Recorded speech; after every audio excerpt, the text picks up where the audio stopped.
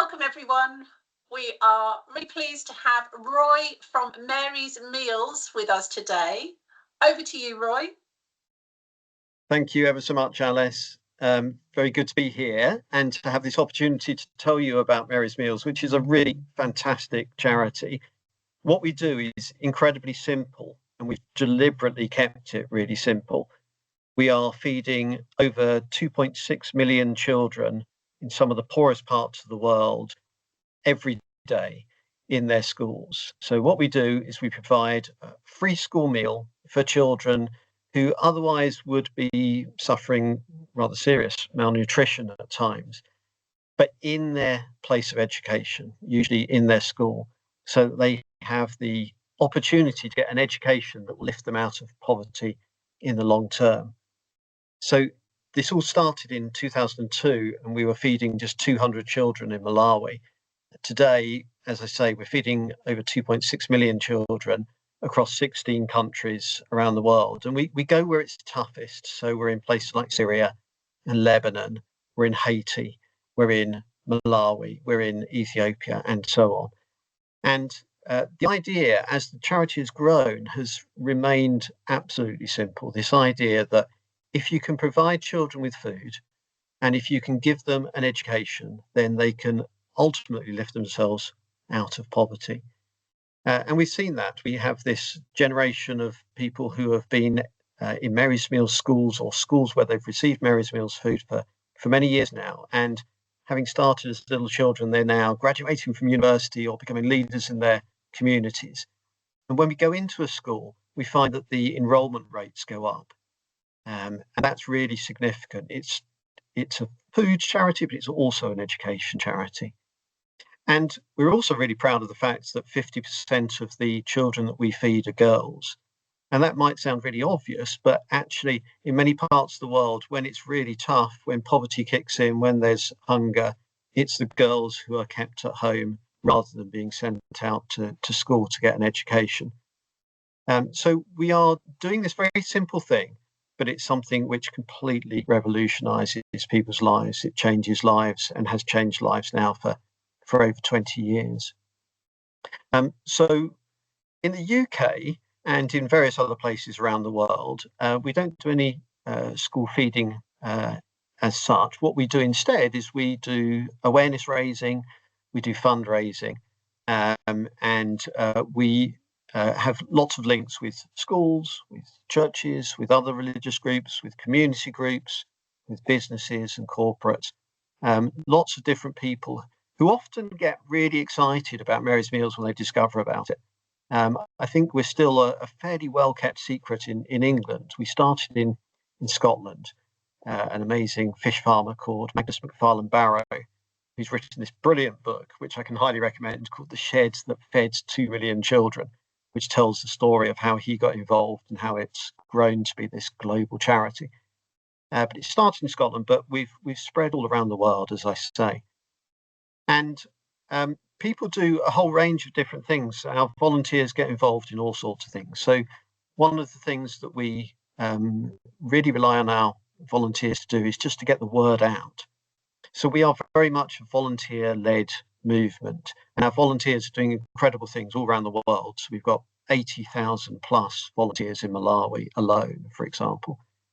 And they're doing things like building the kitchens, cooking the meals, and so on. And it's really important to point out that this is not about us going and solving other people's problems for them.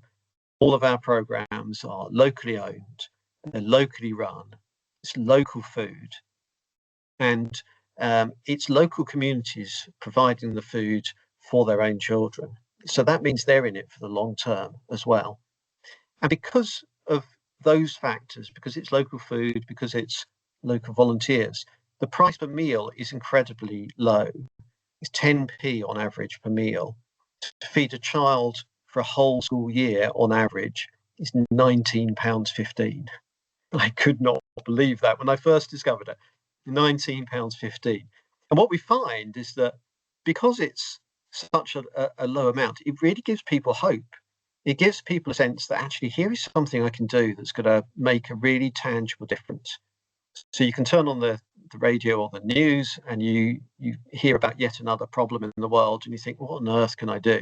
Well, here's something really tangible you can do that we know is going to make a difference to individual children's lives in a very dramatic way.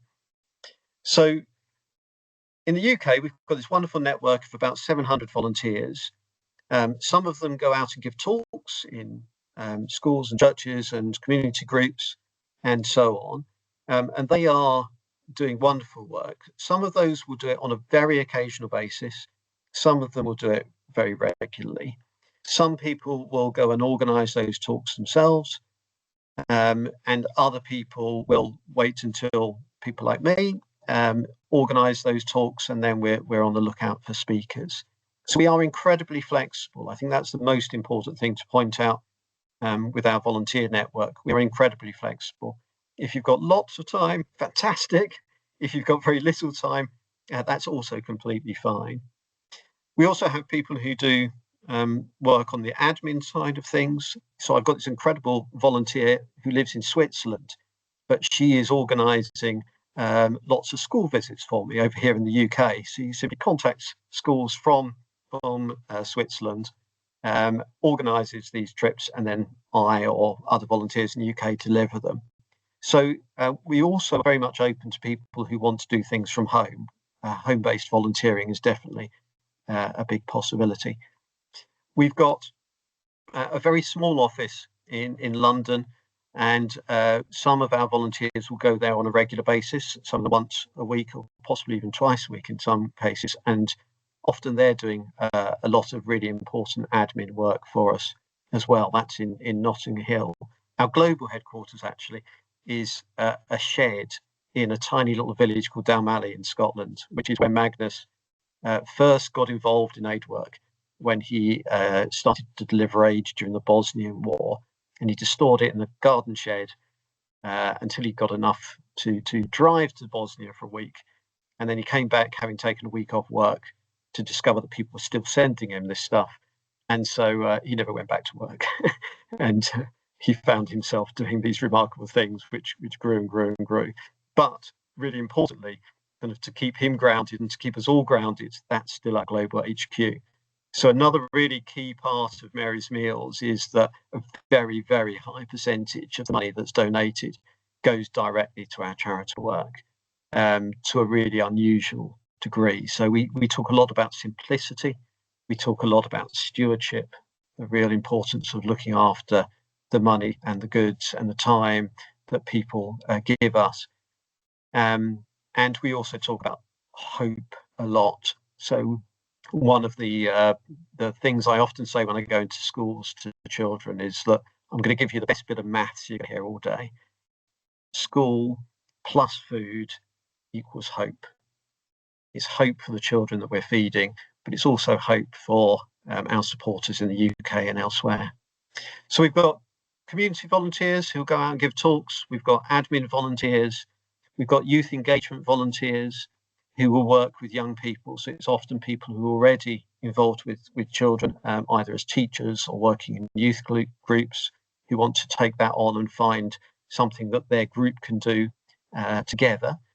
We have global youth ambassadors. So these are volunteers who are aged 16 to 25, and they do a range of different things to their own community, but then they regularly meet up online with other people around the world who are also doing similar things. So we've got incredible young people doing voluntary work for us across Europe, North America, Africa, Asia, I mean, all sorts of places around the world.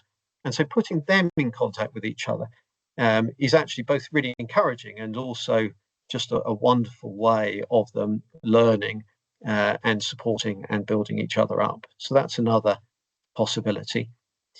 We have faith representatives, so people who just organise things within their own church or mosque or temple. So that's something that is fairly light touch. It doesn't need to be terribly onerous, but people have often got wonderful connections and know they want to do something, but they're not quite sure what they can do. Or maybe they're not so mobile, but actually within their own community, within their own faith group, that's something where they can help as well. We also have corporate and business volunteers as well. So there are some people who have done some really remarkable things, like a whole range of different things, from very long distance cycle rides in Africa to raise money, through to organising events in London and in other cities around the southeast and elsewhere. But I'll talk about the southeast obviously at the moment for this setting. We have some wonderful films which have give a really good insight into the work of Mary's Meals, and you can see some of those on our website. Highly recommend them. So one of the things we do is organise film showings, just to give people an insight into what is happening and what a difference people can make. So there is more I could say, but time is pressing. So I'll just say that really, I find working for Mary's Meals incredibly inspirational. Every day we say to ourselves, what can I do today to help reach the next hungry child? And I think there's a real palpable sense among the people who are involved in Mary's Meals that we are making a big difference. So it's a really wonderful community to become part of. And we are really appreciative of our volunteers, because we're a volunteer-led movement. And we go out of our way to say, look, we will fit around your time commitments, your skills, your interests. And together we can make that huge difference.